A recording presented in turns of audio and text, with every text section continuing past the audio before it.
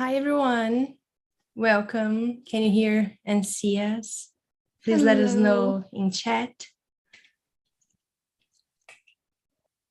Just waiting for confirmation so we can proceed. Looks like it's working here too on YouTube. We're just checking out technology, so give us a second and welcome. Oops. Just a second. Yeah.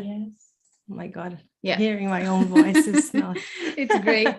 Can we check if we can hear you, Diani, please? Yes. Hi, good afternoon. Welcome. And wait. We're ready for the fiesta. I we love are that. so ready for the fiesta. Live from Puerto Rico. Yes. Oh my goodness. That Puerto Rican spirit is going to be on fire today. Thank you for having me. Thank you. Thank you so much for organizing again this event with us and inviting us, Diani. It's always so lovely and so much fun to be with you, and beautiful energy that you have. And like we were just saying, we were just chatting before we started, we have such a magical connection, right? That since the first time that we talked, and I remember that we called each other because we recognized each other immediately, and we had a call and we were like, oh my God, what the hell, right? It's just so incredible. And I love that you have someone with you too, which is, I can see her aura and so beautiful and so graceful. So thank you both for being here with us. Yeah, thank you. This is my beautiful, I would say my spiritual godmother, fairy godmother. Her name is Julie, and she owns this beautiful space in Puerto Rico called the Golden Sphere, which is where I do my work. So if you want to say some words and say hi. Well, hi. It's so good to have you connected today. Thank Thank you. you. That's lovely. What a beautiful name for your space as well. Right? Yeah. I love that.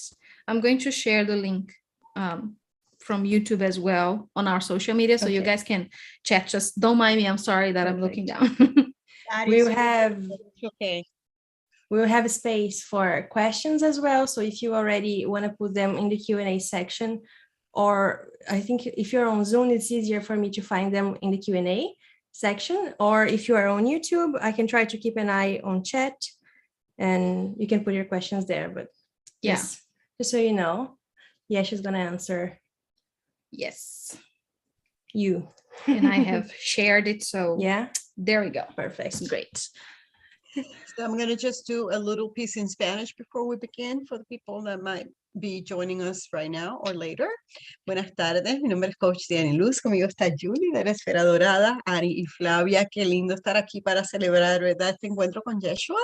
La primera parte del evento va a ser mayormente en inglés. El Arcángel Raciel está dispuesto siempre y disponible para traducir, y luego cuando entremos en la parte de preguntas y respuestas, yo voy a poder traducir las preguntas y respuestas, especialmente las personas que quieran preguntar en español.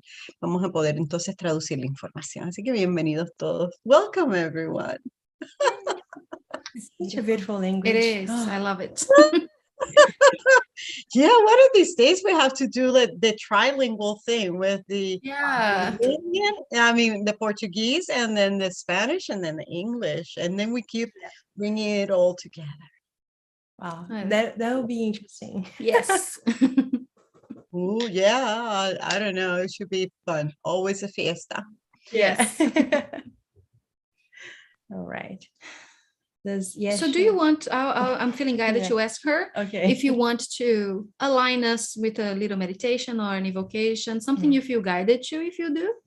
Oh, yes. Okay. Thank you. I will be honored. Thank you so much. So as I was coming here, I received the image of a beautiful Christmas tree. And I would love to invite everybody to look at yourself as that beautiful tree. Bring those roots down into the earth and ground.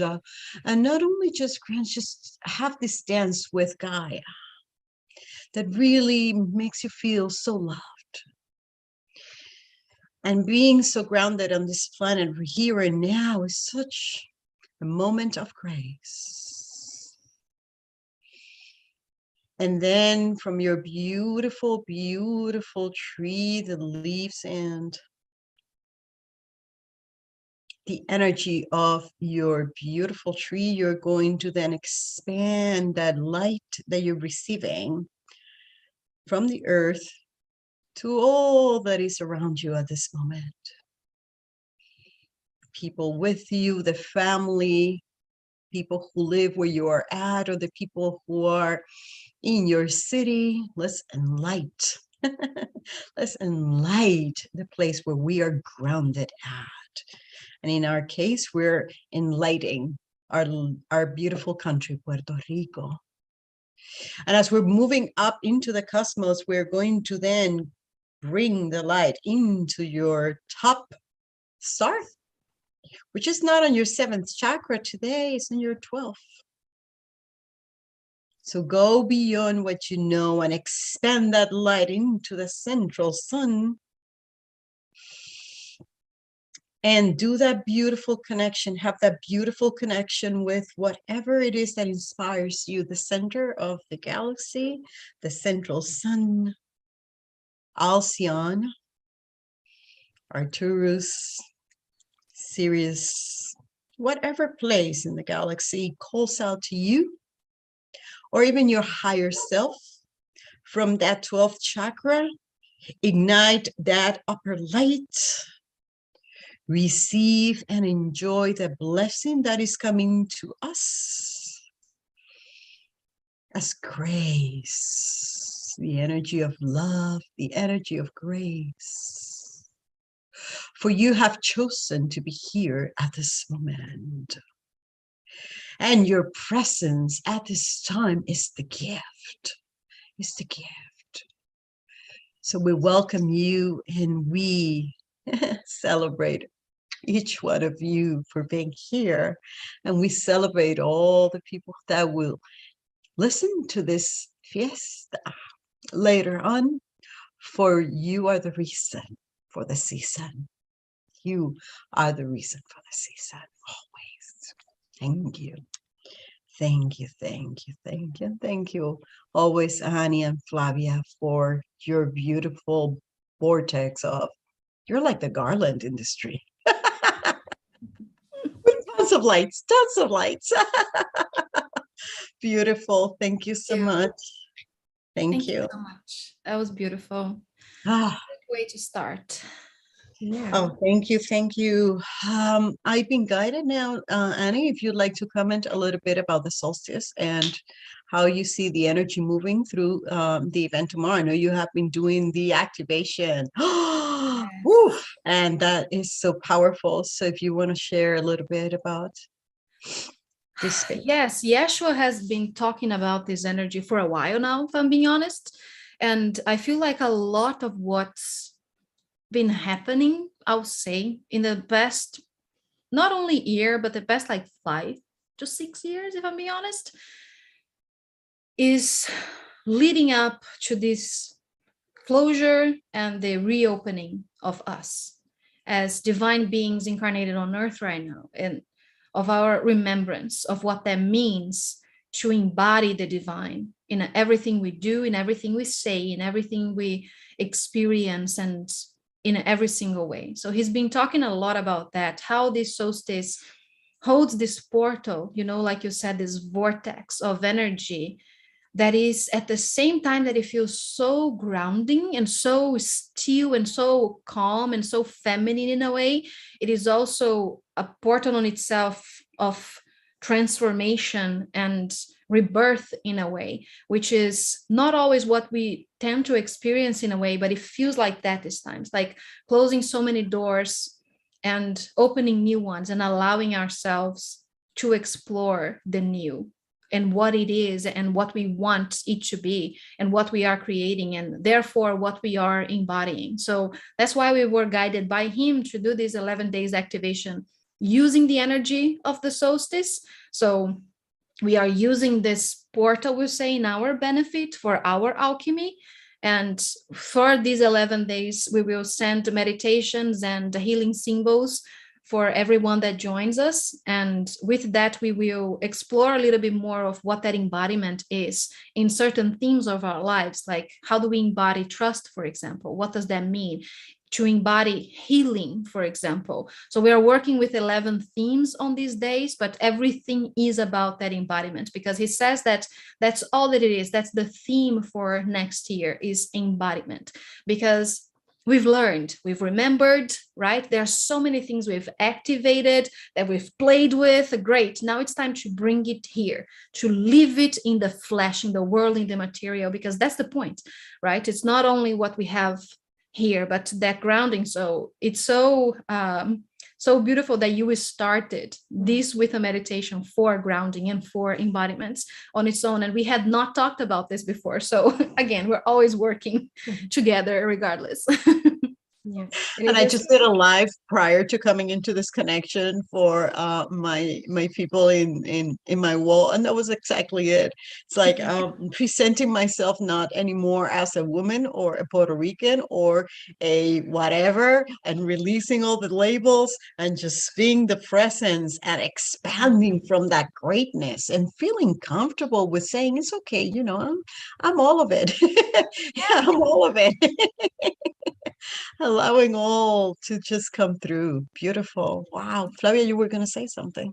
Yeah, it just came to me that you are in Puerto Rico and we are in Portugal, and both places have a port in the name and the symbology of a port, and we are ending this cycle, so we are departing to a new adventure. To a new. It felt very symbolic. Yeah, that is interesting. To explore new oceans. I don't know. Yeah. Okay. Wow. Well, then let me share a little bit about Borigari, which is something that I'm going to begin tomorrow here in the shores of Puerto Rico during our beautiful moments of lockdown and pause and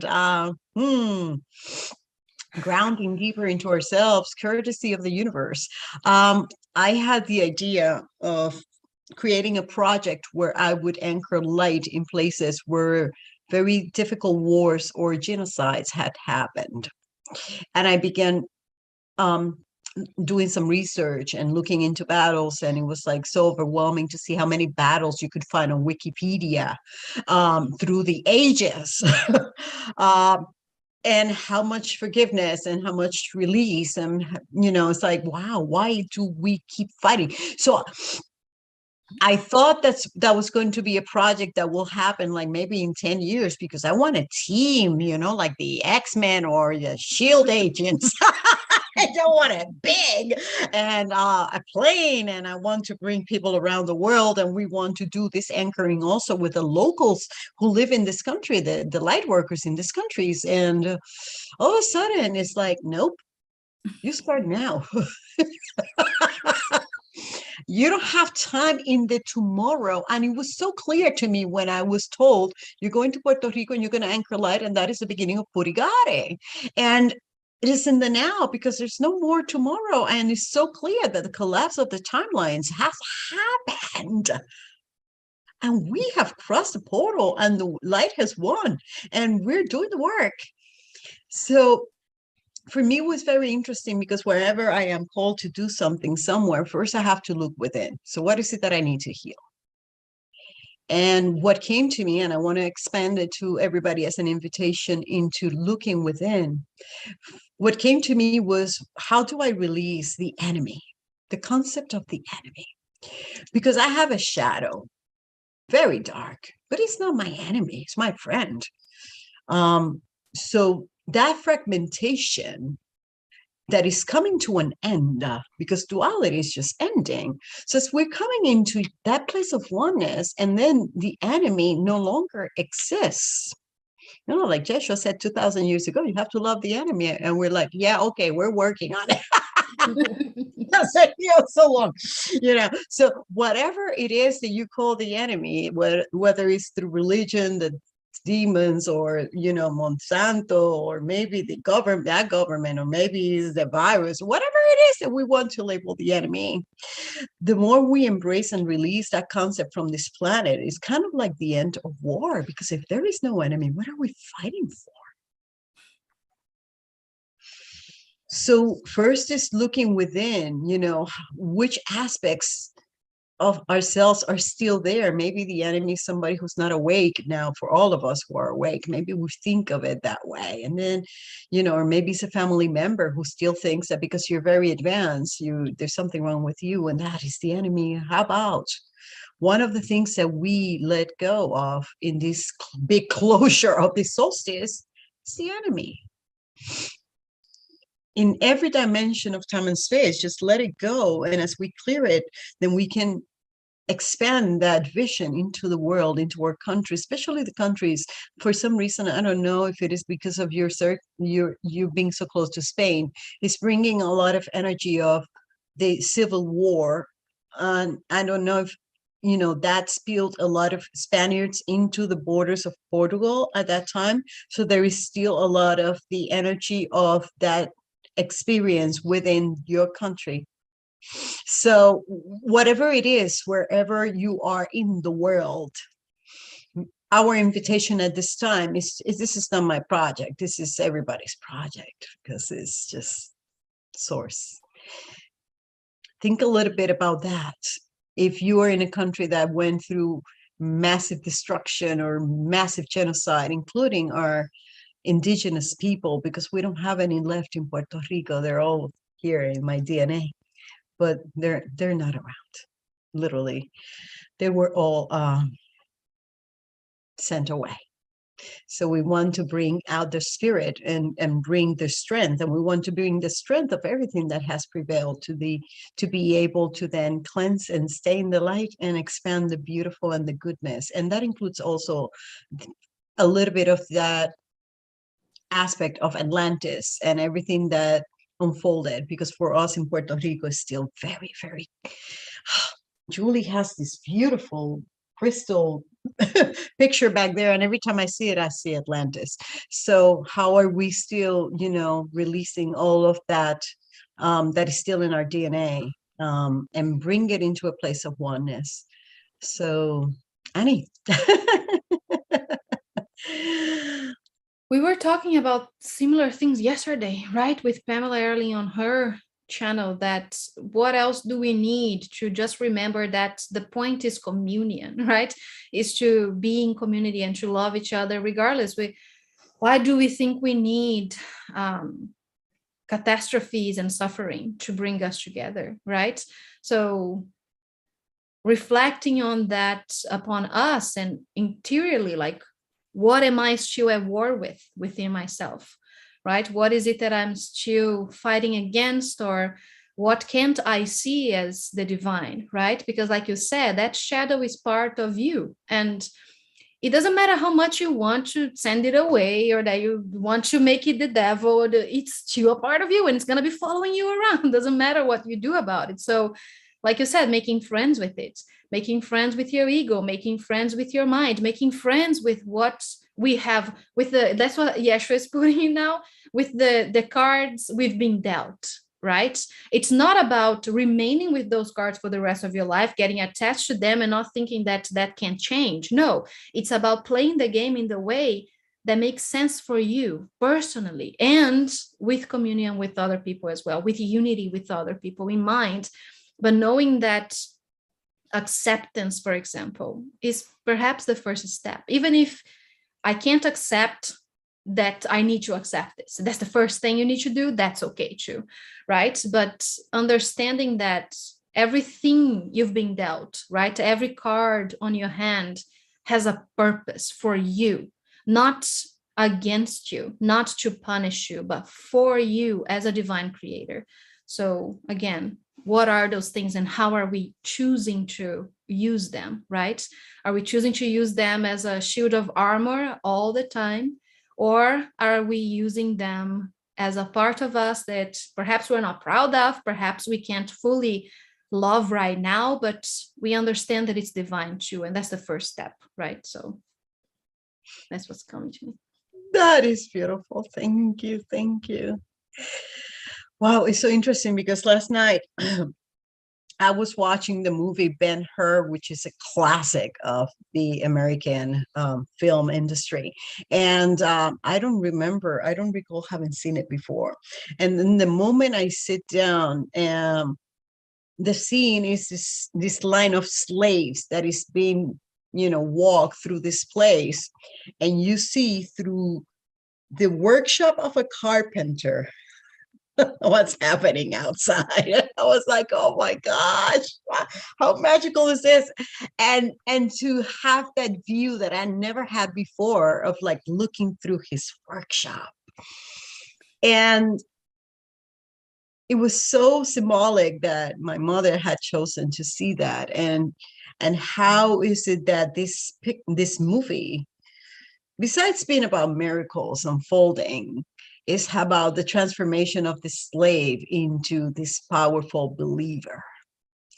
And I could see how these beautiful moment of shift in this planet has been here for a very long time. It's a 1959 movie.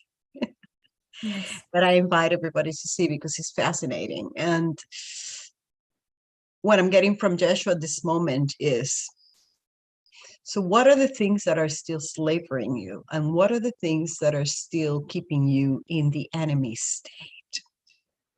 So as we're going through this portal in the solstice that is so magical. I remember last year when we hit December 21st, I felt a shift in my body. And I had to go outside, and I was laughing and joy and dancing and singing, let the sun shine in, woo, Aquarius. And then I almost get hit by a car.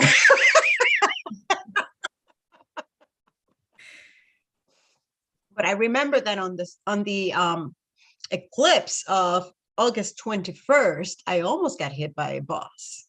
So I had to sit down and say, okay, I have to release this contract.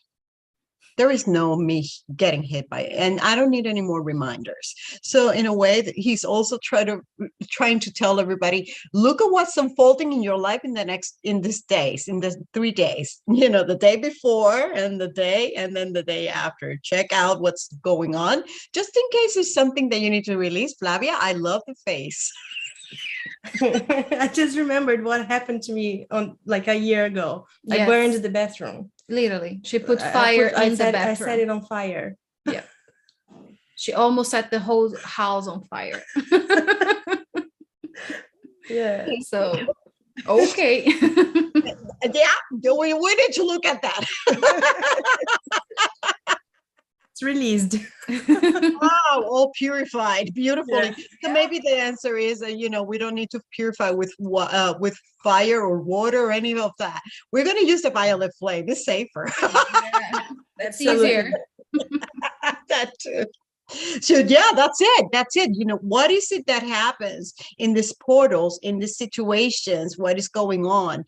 And at this moment, at the symbolic level, at the archetype level, we are releasing very strongly the victim, the slave, and the enemy. And the more we are honest and vulnerable in sitting down with all those aspects and saying which situations I am being the victim here, and how do I take back my power, and where am I giving away my freedom, and I'm being a slave to the system or the fear or the idea or the family or the job or the relationship, whatever it is that is right now taking away from your freedom, and what aspect of yourself in any way is creating a war within. I remember one time I saw a quote from a very dear healer that said, if I keep quiet to keep the peace, that is only going to unleash the war within. So because we have been working so much with that fifth chakra and opening up this power over here and being called to speak our truth, how do we do it with a lot of love? Especially with those people who are still thinking, and this is Yeshua speaking, how do I release that contract, that karma? How do I release that situation with a person that, the time is over, it's complete? And that has been very challenging for me this year, how to release from love and how to release in a way that is so loving that karma completely gets released. to the point that he had to come at one situation and release my soul contract with one of my teachers, healers. And I was surprised because I am thinking all these very spiritual people are going to be with me. And I have to accept that not necessarily is going to be that way. So 2021 was a big lesson on letting go. Big lesson on letting go. And trusting the unfolding of what's coming, because it's always better than what we're living behind. So if you guys want to comment on that. Yeah, that's been a lot of that. So I can agree with you here about it. And what I kept hearing from Mary Magdalene, you know, when you were having those inquiries, because we said at the beginning that she is here and she always is.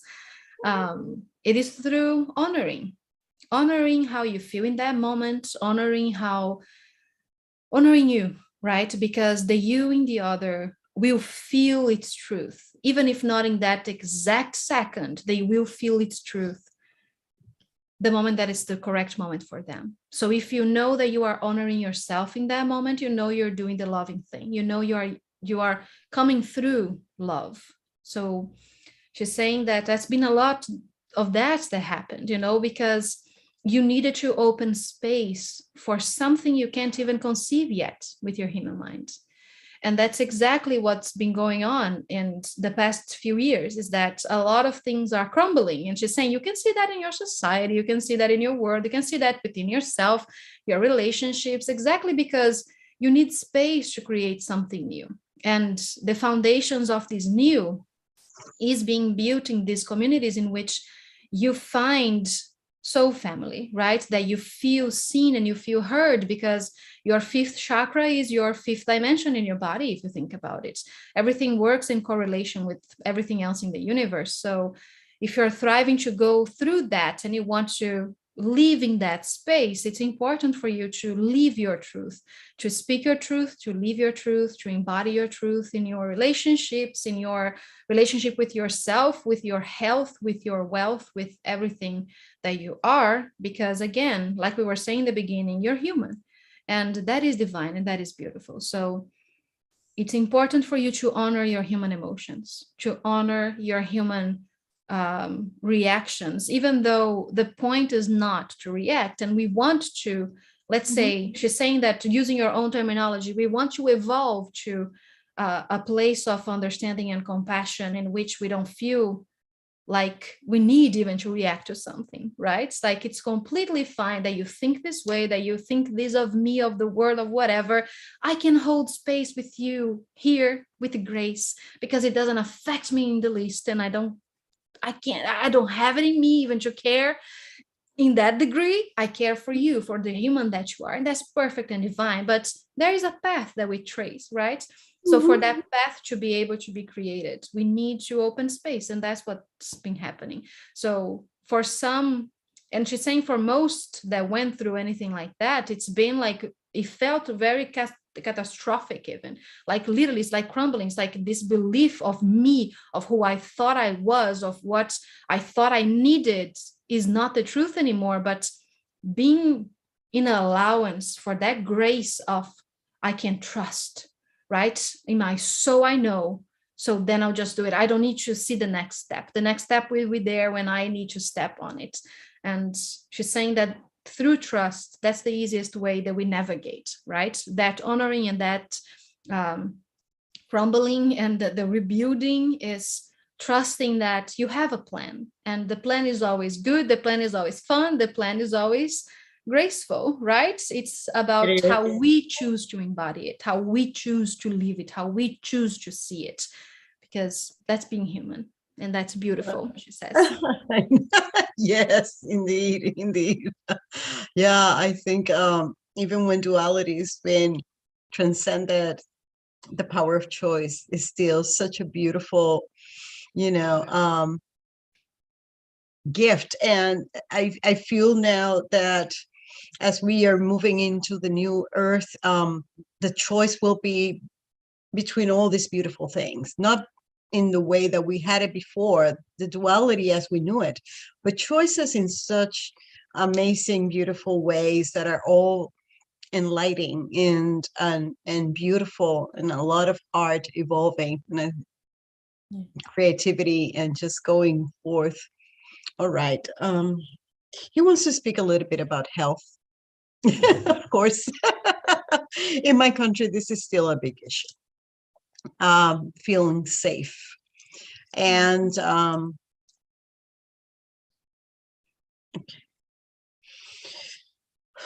I am going to allow him to come and speak. So this is something he'll like to share with everyone one-on-one. So if you allow me for a second, I would like to make the switch.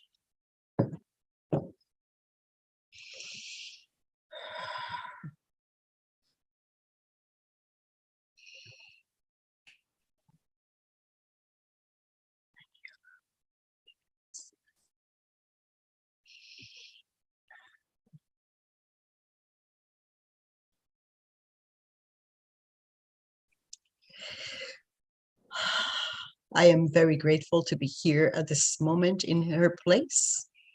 This is her home. But one of her choices during this particular year has been to allow the presences to come through her, something that Annie has done with very great grace for a very long time. But for her, this is a new experience. However, it has been very beautifully presented to those who wish to receive it. So I would like to address this subject in this manner at this time, always thanking you, beautiful Annie and Flavie. The love the three of you share is just beyond. Thank you. Always ready for fiesta. And willing. So we, at this moment, want to address the aspect of health and feeling safe, because in her place where she is at, this is still a big concern among the people. And there's some people here that will listen to this message. And I want to express and expand the idea of us being safe as we see ourselves as the perfection of health, as the perfection of the Creator in every moment and all times. And yes, there will be people who still need to address the aspect of consciously evolving your DNA into a place where then you will not have this duality that the world is experiencing at this time. But it is very, very, very true for me and for her and for you and for us to be in a place of absolute trust that the health that God is, you are. And one of the things, she didn't mention it before, one of the things that is very interesting in that movie you humans have seen, Ben-Hur, is at the end of the movie is the healing of two women who had leprosy, which was incurable at that time. And why was she watching that in that moment? Because we need to understand that you are the Christ who is healing the unhealable. So it was a reminder for her, because she knows and she believes and she is very certain that every human has the power. Every human can do as I did. So for the people who are in this space, and I am going to do something here and switch her language for a second, if you allow me. Y en este momento quiero darles la esperanza de saber que todo lo que haya que sanar, tú puedes sanarlo desde el Cristo en ti. Y que de la misma manera que en mi tiempo podíamos sanar la lepra. Por fe, todo en este tiempo también puede ser sanado. Por fe. Así que si en este momento estás viendo esto y estás claro, perfecto, ayuda a otros. Y si todavía no estás claro, trabaja con la convicción de que tu DNA, de que tu cuerpo, de que tu mente, de que tu cuerpo, todo tu ser es perfecto. Y en esa perfección se manifiesta la divinidad. Y el orden, el orden. It's very important to think of the word order. For the cosmos is in order, the universe is in order, the divine mind is in order, and so are your cells, and your DNA, and in your immune system. And if all this beautiful creation forgets the order, just remind it gently that everything is in order. So it is a pleasure to have come through this way. I will now give her back her space, her physical vessel. But we will still be here to answer some questions. Thank you, Annie. Thank you. Thank you. Oh, the love. And thank you to all the people who are watching, because I am standing right next to each one of you. And the love, the love, the love. Thank you.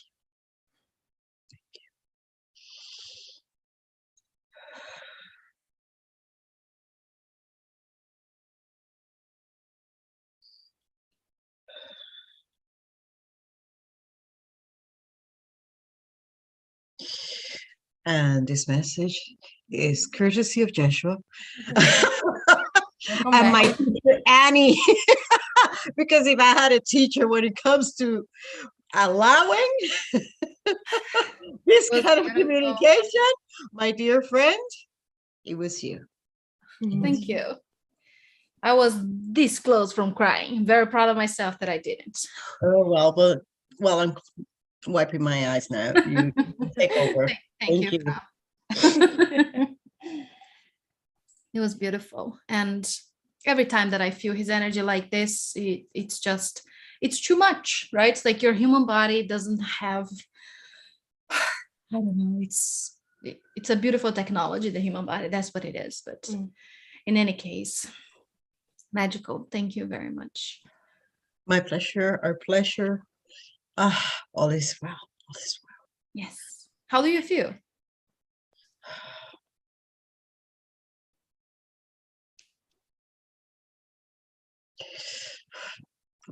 What happens with me is like an integration, like I'm still here, but then his mind is here. Yes.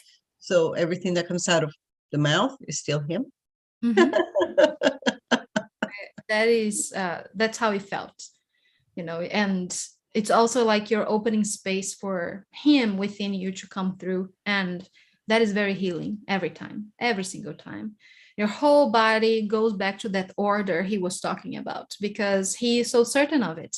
And he is the perfect embodiment of that order, that divine order. So whenever it is that we allow him to come through like this, it doesn't matter what we say, what we do, it's everything in you just relaxes a little bit, right? Like every cell in your body is like, oh my God, I was so busy and now I'm just here, right? So it just feels so good. It is. It's like being in a spa. Yeah. That is right. Do we have any questions? Yes. He wants to answer some questions. Let's see.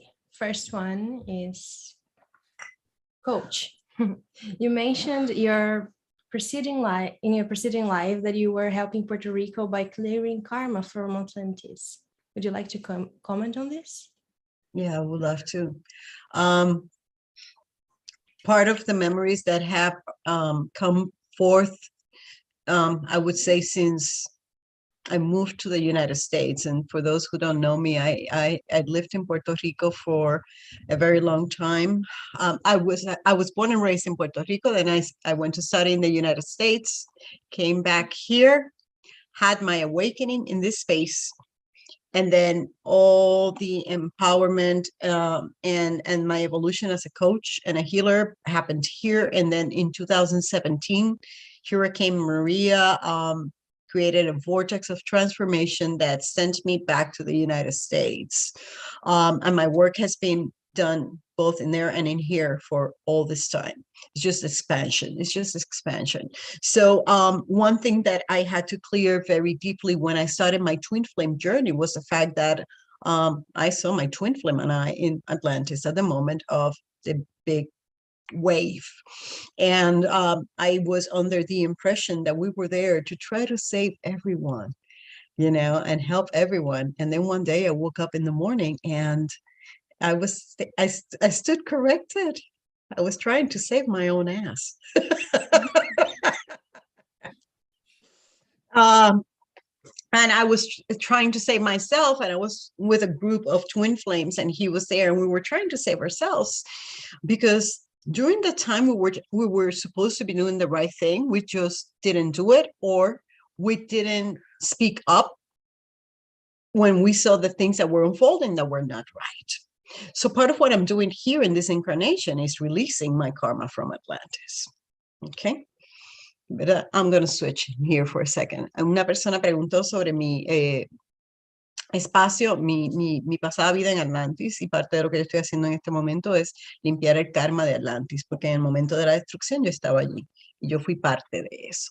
So acknowledging that I was part of the destruction gave me a guilt trip that almost drove me into suicide. And I have to be very honest, because many of you are having emotional responses to all of this that are that strong. So I just went back into my tools. I did a lot of forgiveness, and I did a lot. And then when I started working on forgiveness, the word that came to me was atonement. And that was the first time that I learned of the forgiveness that is so deep that it just releases all the karma. And from that moment on, I understood that a lot of what's unfolding in my country has to do with the remnants, as well as Venezuela and Mexico, the remnants of the happenings of all that is still coming to the surface to be released. In here, Yeshua. In here has to do with a lot of technology and advancement that wasn't used properly. So in the words that we know it at this time, is called corruption. Not so much probably in the way that happened in Atlantis, but the way it's just unfolding in here. It's like you have all the resources. More than using them for the collective, you use it for your own benefit. So, and I'm trying to explain it the best way I can. So moving into integrity is key, because when I'm clearing in here, I'm clearing outside. And that is very important. No matter what is the consciousness of my people around me, regardless whether they're awake or not, it's just the word integrity is universal. So it's, you don't need a lot of advanced intuition to be in integrity. So that is part of what needs to happen in this place at this moment. And of course, the part of what we're doing tomorrow when we anchor light, we are going to release through forgiveness the inheritance that we gather from the Taino Indians and the African inheritance and the Spaniards and the Americans, because we've been under the American flag since 1898. So we need to release all that to be able to anchor the light of Atlantis, which is the light of the now. So basically, Borigari is that. It's just clearing and releasing through forgiveness. The same thing that I did with me, I have to do with the country now. And the only reason I've been asked to do it with the country is because I've been doing it with me for 3 years. I hope that answered the question. We're here to release the karma, just to put it in one sentence, to release the karma that is surfacing from our subconscious mind and the DNA and all that, and now we're conscious of it in one way or another, and just clear everything so that we can all be in harmony together. I hope that answers the question. And it's so, again, fascinating how we connect in so many different ways, because one of the first things that I learned that I needed to release as a karmic lesson here was a lifetime exactly when Atlantis fell, and I had my twin flame there, and I felt responsible for not being able to save everybody because of the technology that I worked with, that I was so connected to my own intuition and how I was able to communicate with the sea. So I felt as if I was, perhaps not paying attention enough or whatever it was. So it's like you said, with the guilt trip, every single one of those things you mentioned, I worked with to the past like 3 years. And also that responsibility that we felt then, not to take it as if it is something that can hinder my embodiment now, right? We can let that go, and we are deserving of that freedom, right? So because when we're doing that for us, we're doing that for millions and millions of people as well. So again, we are always so in alignment. Oh my goodness, it really is impressive. And I have to say that regarding that experience, that was very painful when I realized that, it's like first time I saw that hypnosis past life, I was so thrilled. And then when the truth emerged, I was like devastated. Yes. Like, okay, yeah, there you go. Because it looks so beautiful, right? When you see the first time, like, oh my God, it's so beautiful, and everybody's so happy, and such technology and everything. And then it's like, boom, in your face. Yeah. Oh, and it could be brutal. And to add to that, and I think it all comes together, and it's just going to help a lot of people. My twin flame lives here. He's an American man, but he lives here.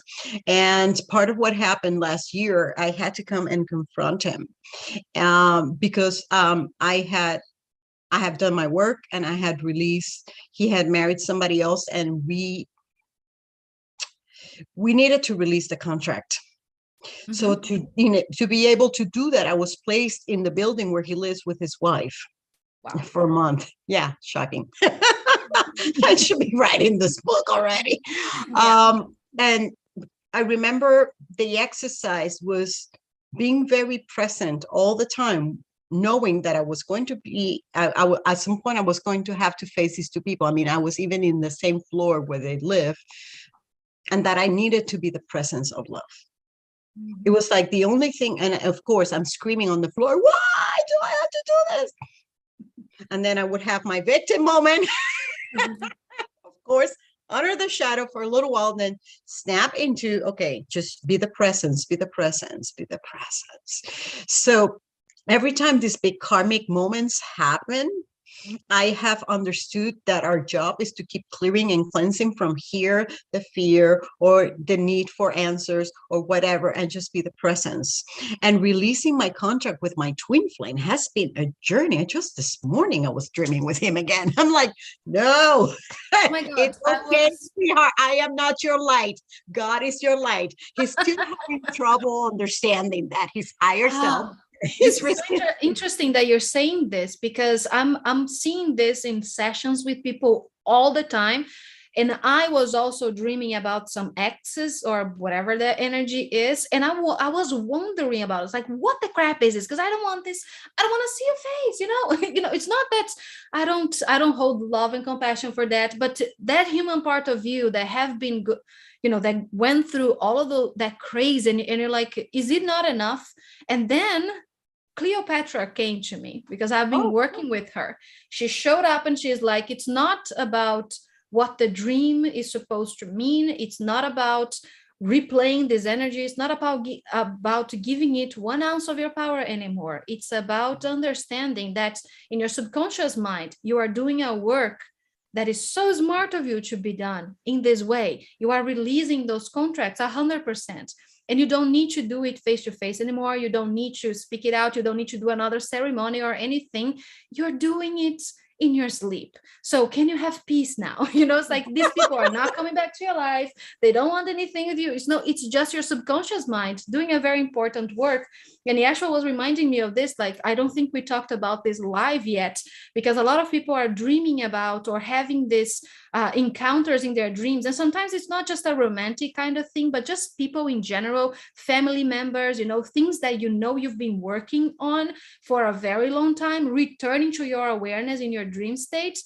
And it does not mean that it needs a little bit more work. No, it's the little tail end of the door just closing, and your mind releasing it too. Your body is releasing it too, because they take a while to get in the process, right? Your body and your mind, they need to catch up, and that's what's happening right now. So he just wanted me to bring this up, because I know that a lot of people are going through this right now, and he just wants to reassure everybody that the work is done.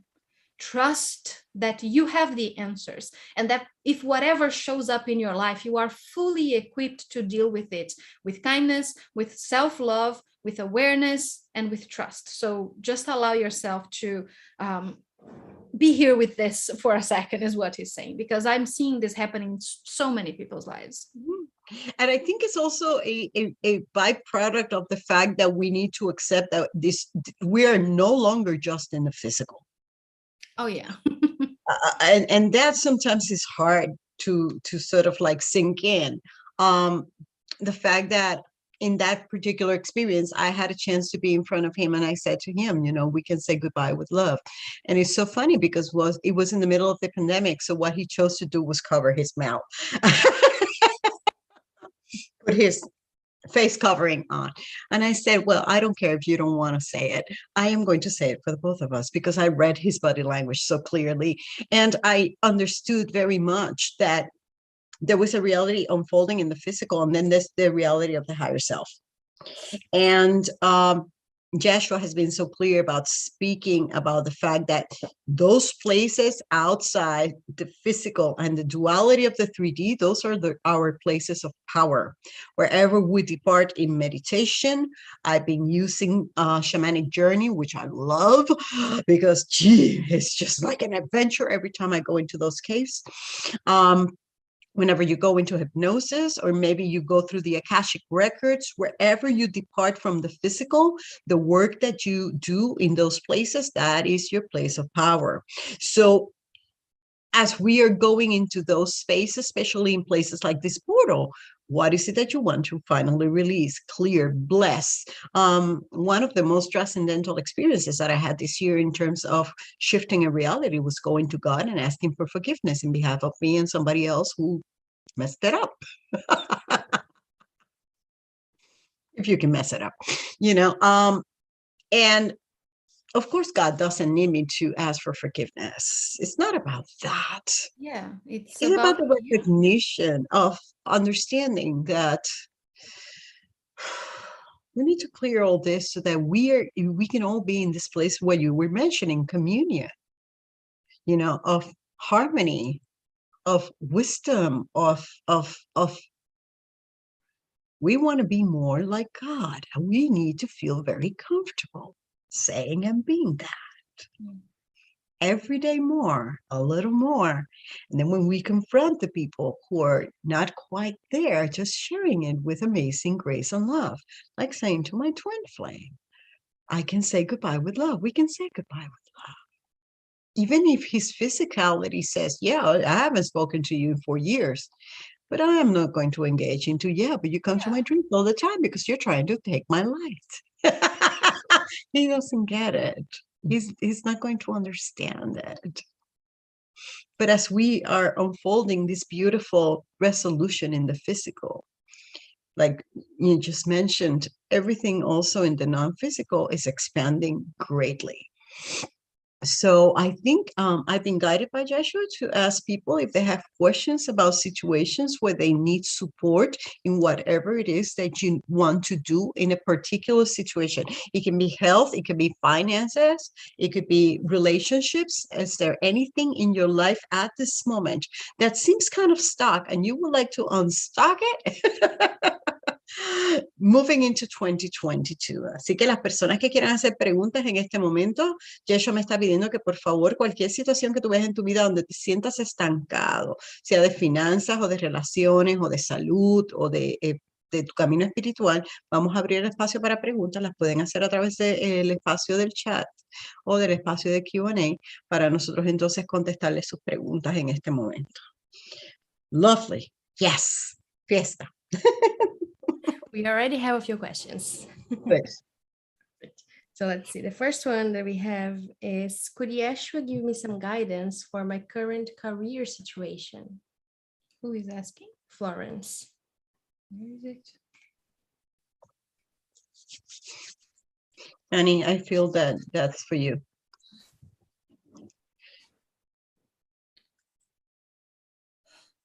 he's showing me that you are, it's like he's giving me a vision of you just sitting down and with your hand on your heart and present with yourself and with what you wish to create, making peace with that human part of you that perhaps, what are the words? Because he's giving me just a lot of feelings and visions, but let's say that, okay, he wanted to talk about this and he's going to use this question as an avenue for this thing that he gave me yesterday. And he wants you to gather from it whatever feels right for you, because to this person in particular, it's about trusting that you have it. It's about trusting that whatever it is that you need, you are equipped with it. And it's about taking human steps to accomplish those things now. And he gave me this message a while ago, and he was reminding me yesterday that he wanted to talk about this here, that it is someone, and that's like a story like he likes to tell, someone really wants to have an avocado tree. For whatever reason, they want an avocado tree, right? I love avocados. I want an avocado tree in my life. How do I manifest this avocado tree? So you do the work, right? You go into the beliefs and why is it that you feel not deserving of having an avocado tree now? So then you can release that. And then you get in alignment with believing that you deserve an avocado tree and believing that you are God and that you can manifest an avocado tree in your life in any given moment. And then you do all that alchemical inner work in sorts, and still there is no freaking avocado tree. Where is my avocado tree? And he's saying, did you go out and buy an avocado? Did you get a seed from someone else, from a friend? Have you ever seen and visited and hugged an avocado tree? What are the human steps you are taking towards that dream? Because there is just so much your quantum realm can do for you. It will activate you towards, it will move you, it will just place you exactly to the opportunities that you need. But you are the only being who can take that step, who can literally take one step forward into the dreams that you want to accomplish. So let's say that you don't have anything and you still want to manifest an avocado tree. What spirit does through you is open the doors. They will give you, like your spirit guide, your higher self, whoever you want to feel, whoever you want to align with, they will give you the answers in your dream, in a session with someone else, through a friend, an inspiration, an idea, whatever. That opportunity will be presented to you. It's up to you to see the opportunity and to seize it, to actually actualize your dreams. It's up to you to make it physical, because your physical body is the vessel of that transmutation, right? Through your body you create. And you can think about that even like you create life as human beings, right? Like women give birth to other beings, but the seed of both are there. So through your body, you give life to things, and your body is the vessel for that alchemy. So thinking about it only in terms of the spiritual awareness, only in terms of the alchemy, the inner alchemy that you need to do, is only going to get you so far. Because again, if you want something to be physical, at some point, you need the seed for the avocado tree. And that's one part of the step. But thinking about it, if you get the seed for the tree, you will need to plant that seed. You will need to nurture that seed, not only with your loving words, which will change how the tree grows. If you every day go to that tree and say to it and speak to it and sing to it with love, if you act, everything you do to it, you do it with love, great. But you will need the water, won't you? You will need to get a bucket of water and literally put water in your seed. You will need to put it in fertilized soil. So you will need physical steps to make things physical. Otherwise, of course, you are always leaving it in a quantum realm of your existence. That is true, and it really is. But for you to embody it, motion is needed. And you have the perfect vessel for that to happen. Because through your actions, through your words, through you making all of that quantum realm physical, here and now, you can do anything. So that goes for any single thing in your life, he's saying, your health, any manifestation you want to accomplish, there are those things that your soul is calling you to go and do. And he's giving Dianiluz now as an example that she knows that she is supposed to do this work as a light worker. And she thought it was 10 years in the future, and they're calling her, it's now. It's right now, because you have everything you need. All the work is done. You are powerful enough, you are strong enough, and you can do it. So is she going to be sitting in her room freaking out? Yeah, sometimes she is, he's saying. Is she going to cry about it? Yeah, sometimes she is, because she needs to honor her human self. But she's taking those steps. She took the plane and she went to the place in which she knew she would be needed. Does she know exactly what she needs to do? Exactly the words? Sometimes she does, sometimes she doesn't. It's about being that column of light, is what she's calling, that embodiment of the divine, and trusting that in that given moment, again, you don't see the next step, but once you take that, it will be there. It will be strong, because on that quantum realm, you've been creating it for so long. And he's saying this applies to every single person that is hearing it here right now. It's not one of you is aside from that, from the magnificent beings that I am talking to right now, the masters that you are. If you believe me or not, you are. You are a master of the earth game. You are a master manifester. You are it, because you are a divine creator. It's about how we use that energy in the physical now. So everything is about that. So let's talk about that, sharing the light. You share the light sometimes by smiling someone on the street, by saying to someone that you don't know or that you do, that they look nice, that their energy is beautiful, and that they are smart, and that you value them.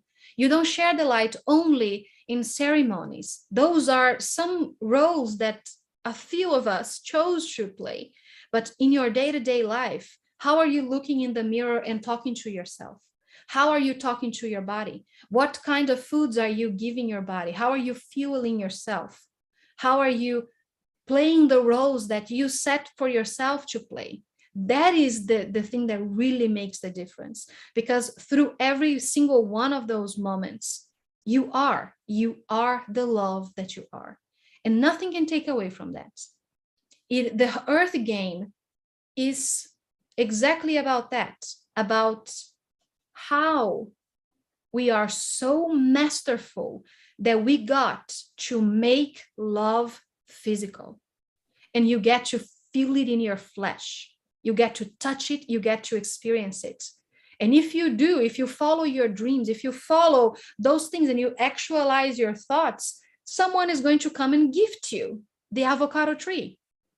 Someone is going to come and something, yes, but it needs to start with you. It needs to start with you accepting your power as a divine creator and taking those human steps. So however this can resonate for you, he's saying, in your moment, knowing that, yes, the seeds of that awareness are all here. How are you nurturing them in your day-to-day life, in the things that you do, the news that you watch, the interactions that you have, and how, most importantly, how are you thinking and talking to yourself, to your vessel? Because again, your vessel is the vessel in which all alchemy on earth occurs.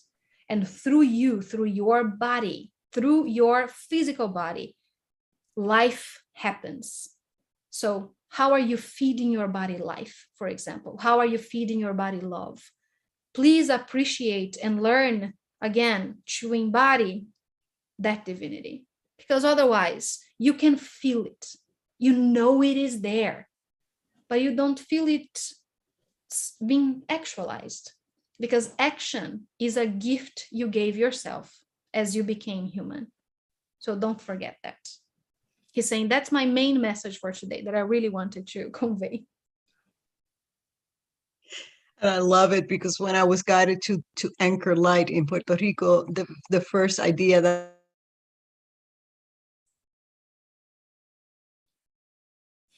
Too much energy. Yeah, You froze a little bit. I don't know if you can. we are okay. When I received the idea of anchoring light in Puerto Rico, then I received the idea of programming in crystal, which is a seed of light. Yes. And then we're going to plant these seeds Yep. in the shore Wow. or throw them in the water, depending where people are guided. So yeah, big trees of everything. Thank you, Yes. Annie. I Wow, love that. that was beautiful.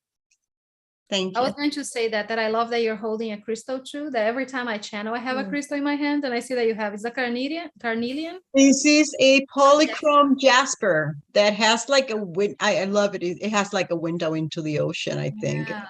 So Yeah, beautiful. a friend of mine Like a from light. Orlando gave it to me as a gift. It's amazing.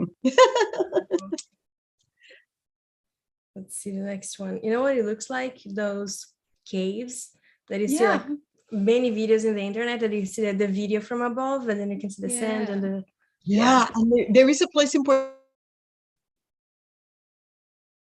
you froze again. Yeah, you're a little frozen again. Yeah. Let's see.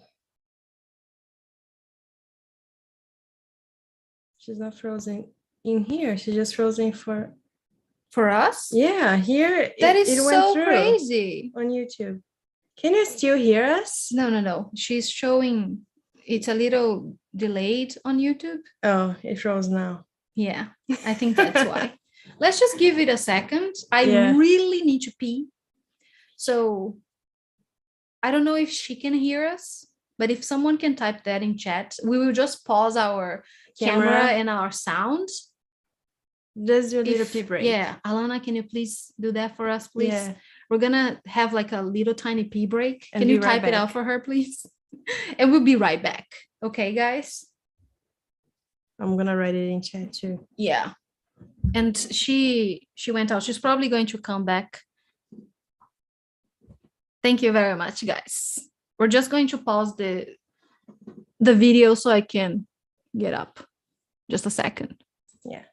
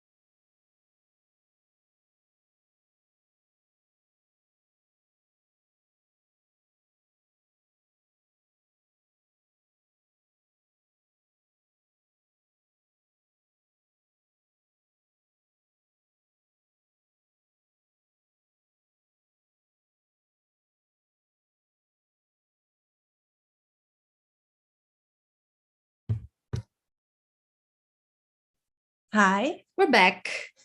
We're trying to contact Diani to see what's happening on her end, because I think that's what's happening. We're not back yet on YouTube, but I think it's because there's a small delay. Yeah, there's a delay. Yeah. I think that's why. But in any case, it's a lot of energy, and maybe she got her internet stopped working. We'll give her a few minutes to see if she can come back, and while so we can answer what? I don't know. We can answer some other questions while she's to see what's happening with Diani. Let me see. There was a request here to Yeshua.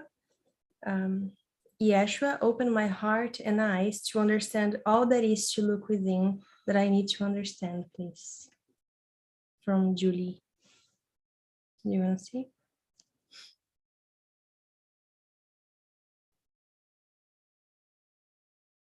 I want to see. Oh, where is here? this? Okay. He's asking you to go into meditation with him. Just put some music if it feels right for you, and let him guide you in that meditation, because it's about your awareness of it, basically, is what he's saying. So do something that can align you to that truth, that you are that openness. So do a little meditation with him. So basically just sit in meditation and invite him. That's what I'm saying, just allow whatever to come through, whatever it is, literally. Even if your mind can't shut up, just allow it to be. Let's see. I'm working on the duality of men, women, feminine, and masculine, and removing old beliefs. What should be my main focus this week on my path working with this? Oh, Diana is coming back. Just give it a second.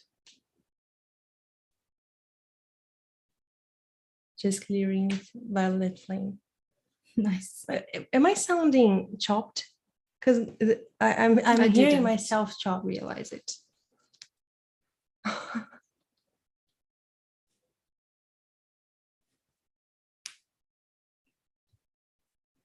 Can you hear me now? Yes. Can you hear us? Yes. Sorry about that.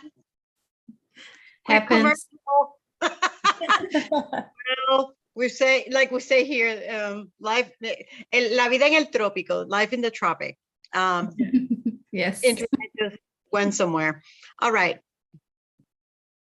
I understand. We were just answering another question because we have about 20 more minutes. So, okay. So she was asking about releasing old beliefs.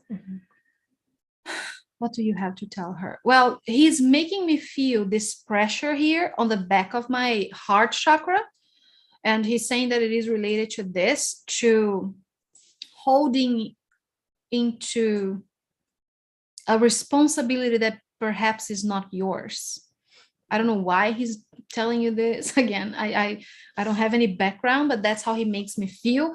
And if I'm to connect with it, when I used to feel this pain or whenever it is that I do, it's like this knife in the back of my heart that I used to feel with the divine masculine, like that inability to trust the divine masculine is the first point, and then to embody it and to allow that energy to be present in everything that I am and everything that I do, with allowance of whatever that role plays for us.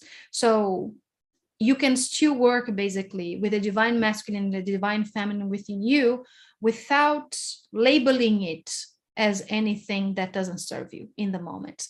So I think it has to do with forgiving that awareness, right? It's forgiveness and letting it go and allowing yourself to perhaps create something new that you don't know yet what it is, if that makes sense.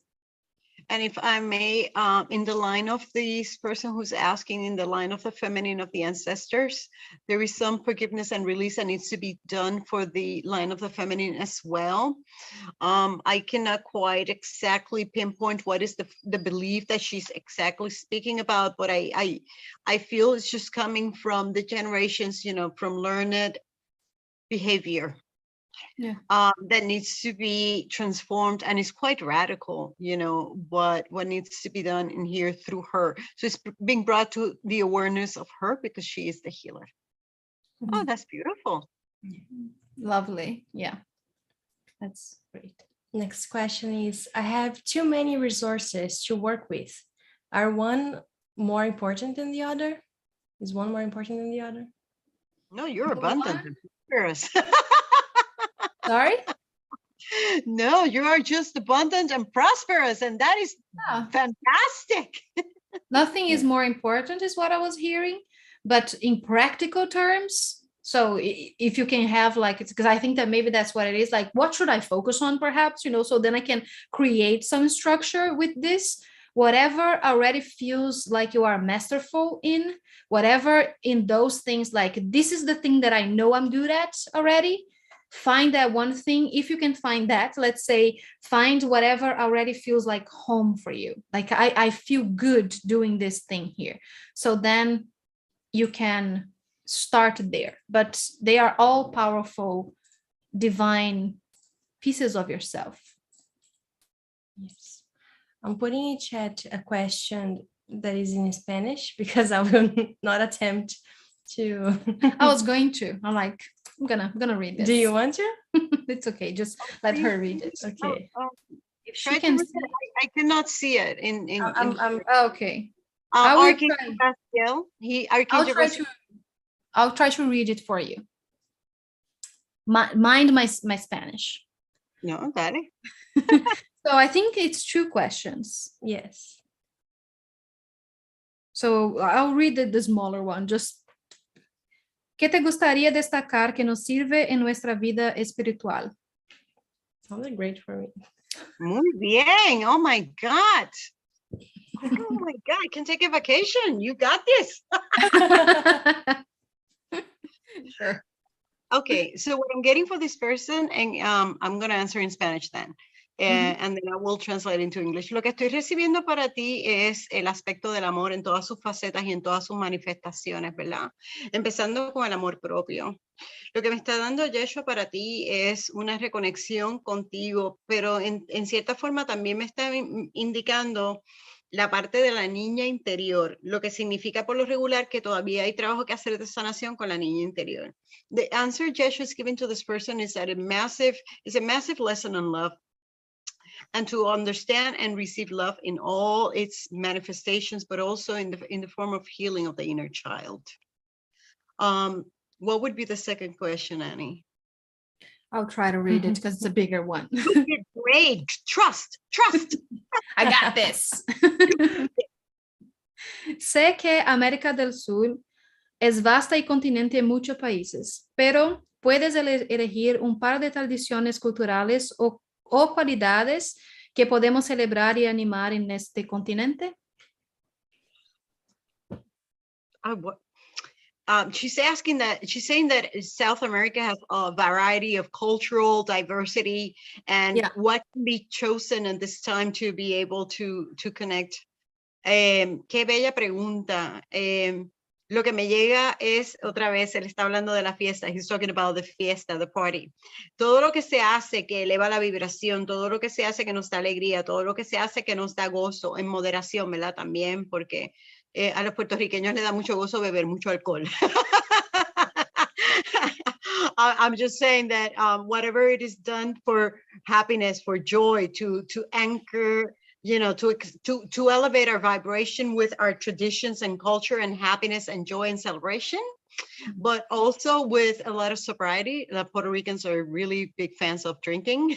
So we need to also be practical when it comes to, creating balance. Así que todo lo que hacemos en balance, que nos da alegría, que nos da gozo, que nos eleva la vibración, que nos lleva a un lugar más excelso de conexión con la divinidad, porque estamos vivos.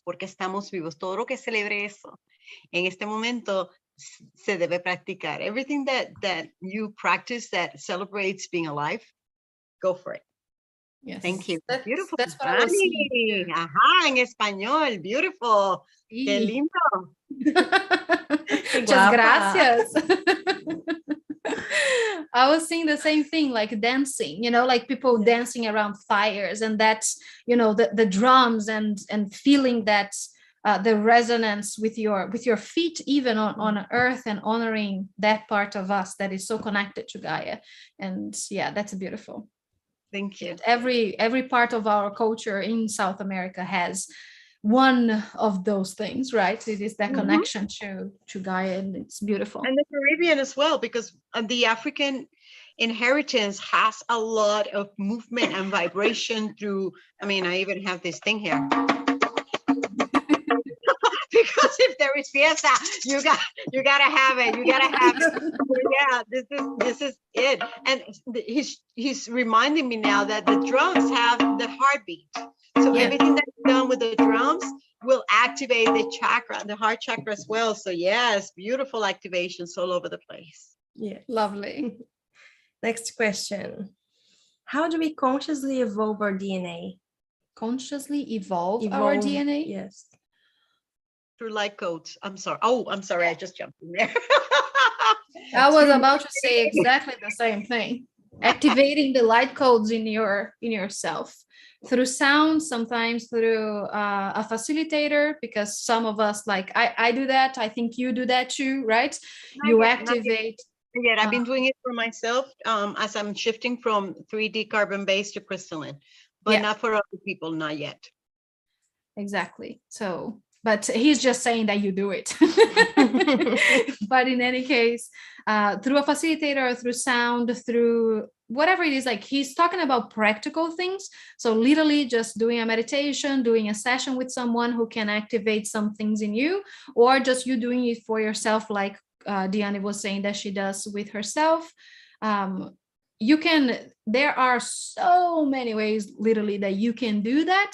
And it's also about remembering that there is no start point and end point to your earth experience and to your quote unquote evolving in this planet, right? It's everything about remembering it, because all of those things that you want to evolve to are simply places within your DNA that you already brought. As a light being, it's within your DNA right now. If it is active is one thing, if you are embodying it is another thing. So you first activate, he's saying, well, actually first you awake, then you activate, then you embody it, and you start living it in your day-to-day life. So there are some processes that you can go for whatever your heart calls to with this. And if I may, one of the things that has been my experience in the shifting of activating all this new frequency in our bodies is the aspect of how we feed our bodies, because there is a shift. It's alchemy happening. Yes. That's why we've been told over and over again to drink more water, because alchemical processes will increase your temperature. And also, in my case, I started asking, so what should I eat? And then what I received from my guides was a lot of greens, because I am I am like a tree. I am taking light. So I eat now a lot of broccoli and a lot of asparagus and the other leaf that I always forget the name. Anyway, whatever greens, and indeed purposefully take in sun. But when you take in the sun, not just go to the beach and say, okay, I'm going to sit in here and take sun. Shift your mind into absorbing the light codes. Because it's like everything, you can have a shower because you need to cleanse your body, but you can go into a shower and say, I'm going to purify all my chakras, and you just go under the shower on your top of the head, and then you are visualizing the water cleansing you up. So when you are moving into working with those light codes through the sun, you need to sort of shift your consciousness into absorbing the code light, not just tanning your body for increase of vitamin D, because you're the creator. So your command is just going to take it to the next level. So just speak to your DNA like it's your friend. It's listening anyway. Yeah. Thank you. Yeshua was just saying here that one of the pillars of alchemy is intention, right? And there is no alchemy without intention. So you need to set intention. Otherwise, things are just going on automatic, right? In your body, in your mind and everything. So that's why intention is important. Yeah. Amen. Beautiful. Okay. Next. One more question before we go. One more. Does he want to choose?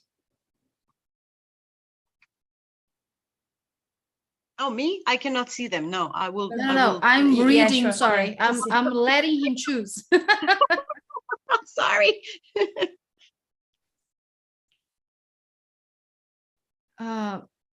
We can answer this too, he's saying. Yes. So Okay. I am allowing him to.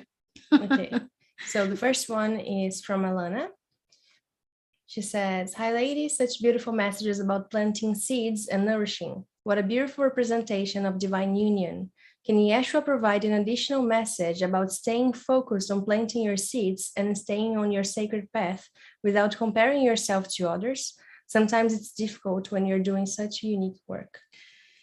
He's saying that that's exactly what it is. This is divine union because you're working with these two polarities within yourself, the divine masculine and the divine feminine.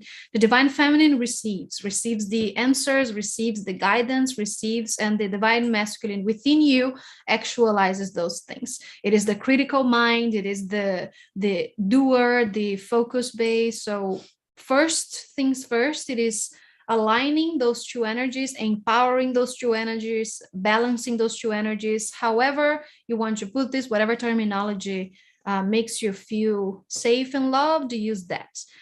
And it's important for you to know that each one of you, he's saying, each single one of you, at the same time, you are a very unique, special being. You are part of a community. There is no taking away from that because that's within oneness, right? We are each other. I am you, you are me, we are one eternally, right? That's the saying. So remembering that everything you can see in someone else is a beautiful reflection of you. However you want to judge it, it's still a beautiful reflection of you. So if you can see grace in someone else, perhaps doing the same kind of work that you are, or a work completely different than yours, if you can see abundance in someone else, if you can see that, it's because it's residing in you. It is already open and activated in you for you to use, for you to do whatever it is that you want to do with it. So instead of use this mentality, he's saying, use this perspective, instead of comparing yourself with someone else and looking down at you, see them as this beautiful reflection of the divine, as an opportunity for you to see that in you, for you to live that in your day-to-day life, and for you to also allow yourself to release those ideas that there is any particular path that is the right one. We are all here to find that path for us. That's part of the journey, part of the fun, part of the fiesta of being human is what he's saying.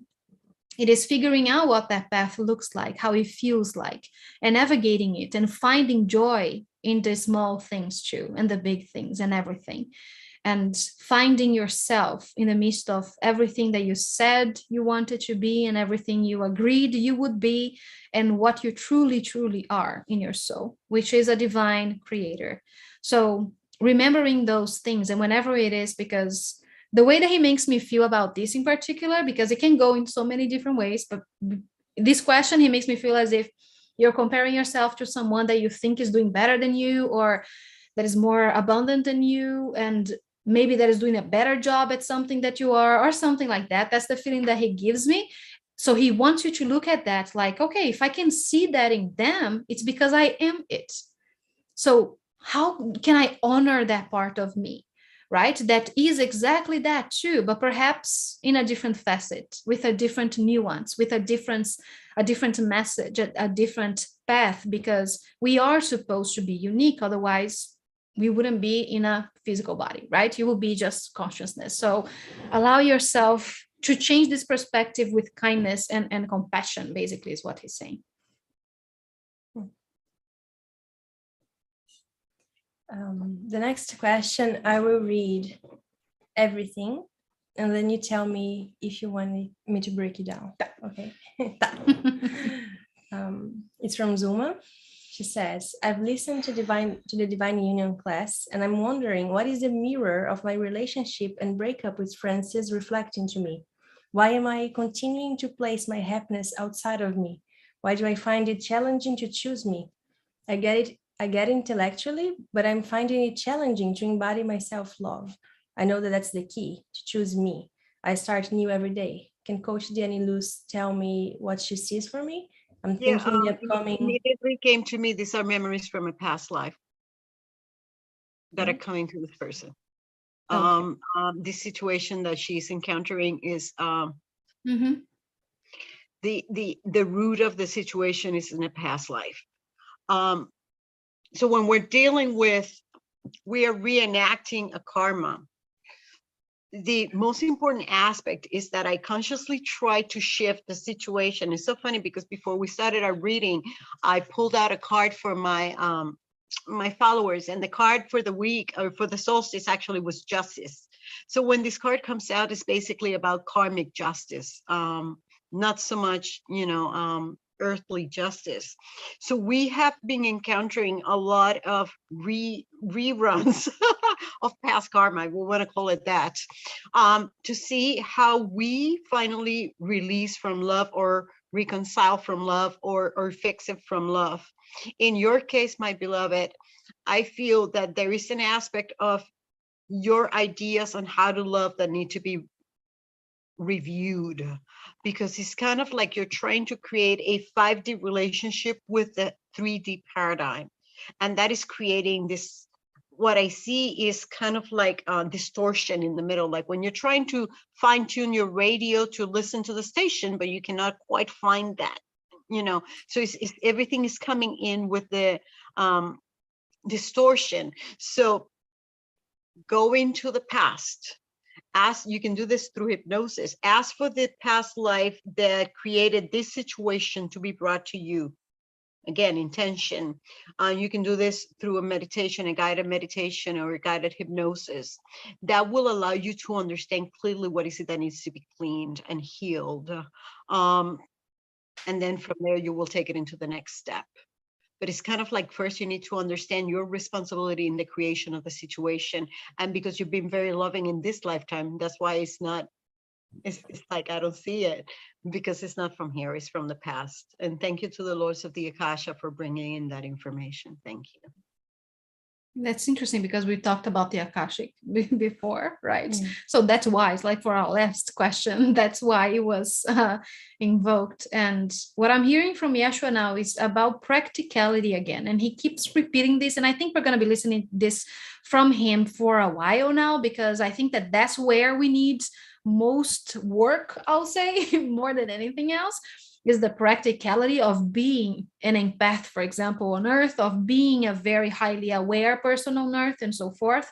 So he's talking about the little physical things that guide you towards that trigger again. And he's saying you will know what those things are, because again, that's how you are going to reshape the face of your reality with this. So whenever a trigger is presented to you, right, from that karma, you breathe, you observe, don't react. You can choose to have an opinion, you can choose to have an action, but not immediately just go for whatever that one thing would be. And he's saying that it really depends on the case for the person, right? But you're being presented the option to do this thing here that has been the thing you've been doing your whole life, right? Whenever you do this one thing, and he's saying it could be just the tiniest little things in your life that your mind just go exactly to that point, right? So let's say that you are invited to a party, for example.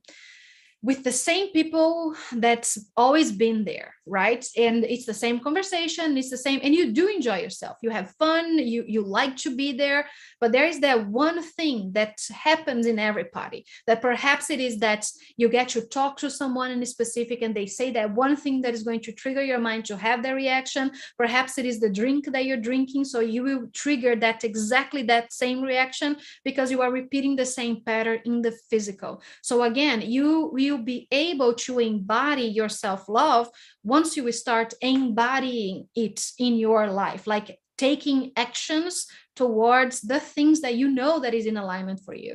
So for example, perhaps it is, I am not going to that party anymore. I know that I enjoy myself there. I know that I love the people there, but I know that right now for my self-healing, I need to say no to that. It doesn't mean that you never come back. It doesn't mean that you are fighting from whatever that thing is, or that you are hiding from something else.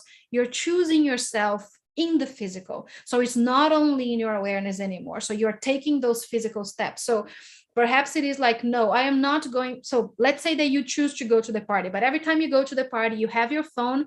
And if you drink too much, you will call the person. I know that that's my pattern because I can observe it. As a divine creator that I am not going to take my phone, or I am not going to take the drink, and whatever that might mean for you. So literally in physical steps in your life, there are some things they are reconnecting with their karma from another life, right? So you are reenacting those things, and in your awareness, you already know. So when you're even doing those things, because it's here, right? It's all in your head and it's in your heart. We need to descend it to your belly, to your legs, to your actions, is what he's saying. He's showing me like this anchoring of the light, right? Anchoring of that awareness. And sometimes choosing you will feel like the most radical thing you've ever done in your life. He's saying that not only for the person that he's answering this to, but for anyone. Truly choosing you is not about how it looks like for your society, for your friends, for your family. It's how it feels for you in that moment. What is the right thing for me right now? Because again, within those relationships, those are the things, right? So that's why it feels hard, as if it's like, I understand it, but I can't embody it. Yes, you can embody. The first thing perhaps you should do is change your terminology about how you're talking to yourself as a divine creator that you are, right? Why are you choosing the speech of someone that is not this person that you are right now? In your awareness, you're still using the old speech. So like what Diani said, you're using the old paradigm, the old way of creating things and trying to create something new out of it. And in some ways, it will happen. You will see it manifested because, again, you're taking those steps. You're taking care of yourself, taking care of your body, loving yourself, doing your practice. And all of those things are beautiful and so loving and so brave of you to do, right? Within the relationship, pay attention, take a step back and detach from the outcome. Look at yourself as you would if a friend would come to you with this story, right? Sometimes you need to be your own best friend, Yeshua is saying. Look at yourself like someone that is dear to your heart. They would come to you with this. How would you tell them? What is it that comes to you, right? Sometimes he's saying, because you have the answers. And it's not about what anyone tells you about you, he's saying. That's very important for you to know too. What someone tells you that your role is. Perhaps that someone is trying to instigate something else in you entirely. Perhaps they are trying to activate something else so you can own your power so deeply that you can disagree with someone else, that you can disagree with another master, because again, you are choosing you in that moment. So it's about not only all the things that are present in your environment and how you feel good, it's about allowing yourself to see yourself as an empowered being, alone and sad too, right?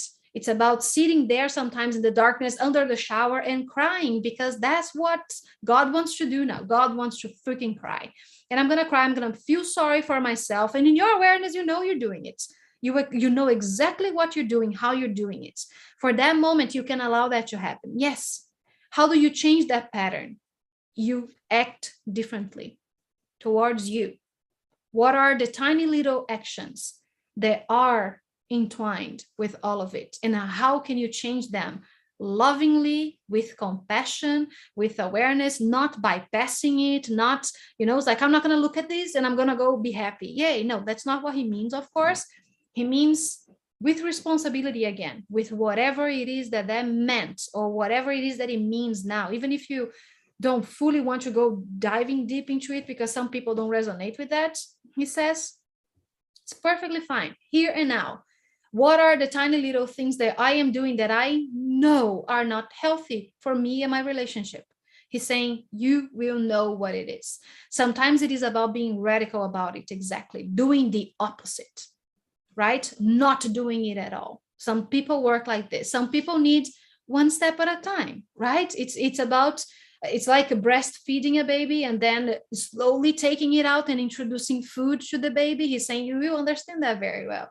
You don't just cut it all out, because sometimes it is very traumatizing to do that. You slowly start introducing other things. So think about it like that. Perhaps that's what you need, is slowly introducing new opportunities, new friends into your life, new experiences, literally creating those experiences for yourself, so then you can detach from whatever that old thing is that you keep redoing and recreating. Mm-hmm. Does that help? He asks.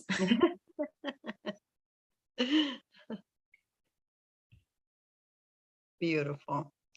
Annie, along the lines of the karma that we are all facing at this time, because a lot of what is surfacing in our lives and in the planet again is all karma, especially with the pandemic, because that is, Atlantis was the last time we were all in destruction. So all those memories are being brought out through this experience, same as the things that we're experiencing in our personal lives. So real fast, I encountered a beautiful soul in Orlando that I recognized in the spirit the moment I saw him. And I wanted to go out with him. And I always felt that, like he will not get close to me. And I said, well, I'm going to take a leap of faith, do something again in the lines that I never do. I'm going to ask him out for coffee. And I remember that when I said that, his entire body language just went back. And I said, ooh, there's something else in here. And sure enough, I went into hypnosis and I said, take me to the origin of this connection. And in a past life, he was abusive and I had killed him very violently. So he had memory of that situation. So I started first. I didn't go and said, oh my gosh, I'm sorry. No, I cleaned within myself first. Everything starts in here. I forgive myself for what happened. I am grateful that I met him again so I can do this clearing and healing. In his case, I wrote a beautiful letter of forgiveness, very general. I didn't go into this situation. I just said, whatever I might have done in this life or a past life, I just want to apologize, and maybe he's thinking, yeah, you came and asked me for coffee. Or you trust me, I don't know, but you leave it open and then whatever happens, happens. And the beautiful happy ending of that story is that we ended up having lunch, not just coffee. So I understood very clearly that a lot of reactions that we're experiencing with our soul family, soul people, karmic, relationships, they're just acting from the subconscious mind that is still, our archive. Mm-hmm. So always use the forgiveness tools that you own. I use Ho'oponopono, and I love that forgiveness. Sometimes I just pray over a situation. Whatever energy of love and forgiveness you can bring into a situation will bring about harmony. And he's saying that also for not only for relationships, but also for family connections. One of the things that I was hearing this morning was that this closure of the solstice is becoming increasingly difficult for many people because we have done a great job releasing. So we're kind of like down to the core of the most difficult and challenging situations in our life that mostly are family and very close friends and relationships, So as we're going into kind of like, the core of what needs to be shifted, trust your power and trust your alchemy, he's saying. Trust your ability to transform a situation from darkness into light. And the more you see yourself, he's beautiful. He's saying, the wizard of the light. The more you see yourself as the wizard of the light, the easier it would be for you to acknowledge the situation for what it is, accept it, and say, then we are going to shift it into light. And Annie, you said something very important, releasing ourselves from the attachment to the outcome. Yeah. Because a happy ending is always a happy ending. If you don't end up with somebody in the physical, your soul in the astral, your higher self in this person will be in a beautiful connection. And that is also a happy ending, which we know at this point there's none. So since we're at the ending, I am so grateful again for you guys, for everybody watching, for the magnificent work. Hi, Alana. Oh my gosh, I love you.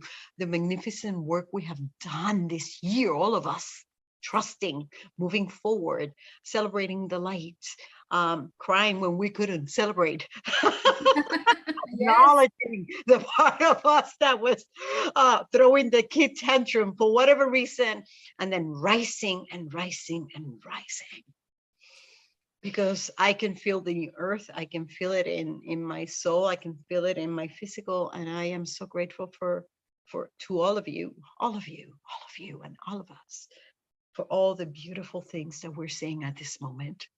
Everything is bliss and everything is grace, and the light has won, and we're going to be celebrating for a very long time. So Feliz Navidad, everybody. Where is my thing? Where's my thing?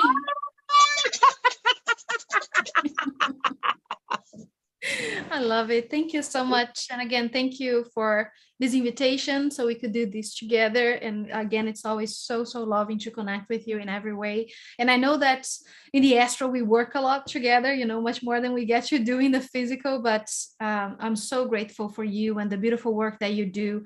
And the levels of awareness that you reach and the way that you touch people, you know, with your beautiful love. So thank you so much. And Yeshua is saying that as well. Like he's thanking you for all the beautiful work and the compassion and the understanding and the, you know, that's the humanness of all of it is what he's very grateful for. Yeah. And also for allowing him to use your body today. He's very proud of you for doing that. So he wanted me to tell you this because that was amazing. So great freaking job. It's beautiful and so loving. So thank you so much. And we are, go ahead. Yeah, I was going to ask, what do you have coming up that you would like to share? Oh, wow. Tomorrow at 5 o'clock, I don't know what time it is. It's like an hour, 4 hours from your time. We're going to be anchoring light in the beach in Puerto Rico. Hopefully I'm going to be able to record it and then share with the world. However, everybody who's watching or will watch later, all that we need for you to do to release the footprint of war from the planet is, number one, release the enemy from within, and then go to a place in your country where something difficult had unfolded and just take the footprint of war away through alchemy. Just release it and let it go. Just clear it through forgiveness and anchor the light of peace. And whoever wants to join it, this project is called Borigari. And Borigari is like virgin in Latin. And eventually we all do a little bit, and a little bit everywhere in every country. We'll lift off the war print from the planet, and peace will be all that we know. And that is my dream. And hopefully I will have enough years in this planet to be able to leave that as my legacy. Yes. So thank you everyone for joining it. That's beautiful. Thank you. Oh, I'm sorry. I stand corrected. Our legacy is teamwork. Everybody's doing it. But it is. Sorry. Is that old idea, 3D idea of me? I am responsible for it. Not that it's mine. Is it that I am responsible for making sure I do that before I leave? You're doing beautifully, is what I'm here. Don't worry about it. And you can find her on Facebook, right? Coach Dianiluz, as you can see written here on the screen on her name. And you have sessions too, right? With people Yes, and we whatever do they ascension present it to. coaching. We do angelic readings with the angels and also with the Akasha. Now I've been doing Akashic record readings. So if you're interested in having a beautiful conversation with your soul, oh my God, is it enlightening to speak to our own soul? So yes, you can reach out, and thank you so much. I'm very grateful, and I am here to help everyone in whatever way we can, because this is teamwork. Thank you. Thank you so much. And tomorrow we are starting a brand new activation series for 11 days, and it's all about embodiment and embodying your divinity, embodying these frequencies, embodying every single activation you've done and perhaps you have not felt as if it is manifesting in your physical life. All of that work we're doing as a team. Again, it's like teamwork, what Diani said. So we're starting it tomorrow. You can join it on our website. As soon as you open lightworkers613.com, you see the pop-up, and you can do the activations in your own time. They are meant to be very grounding. So nothing that will rock your world in a way that, oh my God, I can't get out of bed because I did this activation kind of thing. All of it is coming through as a means to help you embody said energy, which means ground it, bring it to your physical vessel. But of course, everyone is different and everyone is going to feel it in a different way. But we did a work similar to this for the summer solstice, and it was extremely powerful for everyone. That we had many people coming to say that it was very powerful work. And now we are kind of like closing the cycle. So we are inviting you to participate if you wish, if you want to start engaging in this new energy as well, is what Yeshua is saying now, because the next year is the 222, right? Is year 6, and it's year of abundance and love and expression of love in so many different ways. So it is the year of seeing the work paying out, he's saying. And he wanted to give this last message, that's the year of embodiment, exactly because all the work is being embodied. Everything you've worked with, you are getting the opportunity to embody it and to see it playing out in your reality. So what we mean with this activation is to give you that first step, that first push and that first awareness that it is here, it is done, and I am the vessel of my alchemy, right? So I can really trust my alchemy. So that's what we're doing for tomorrow. And we have many other things that you can check out on our website as well, other things that we're working on Patreon and everything. But most important thing right now is this and our work with Yeshua, of course, because we've been channeling him for the past 3 months. And this is our, let's say, last month of Yeshua, because he's feeling like sharing. So it is his time too, right? We choose to celebrate the Christ in us and in him like this. So if you want to join us on Patreon for the channelings and the other things, you feel free to do that as well.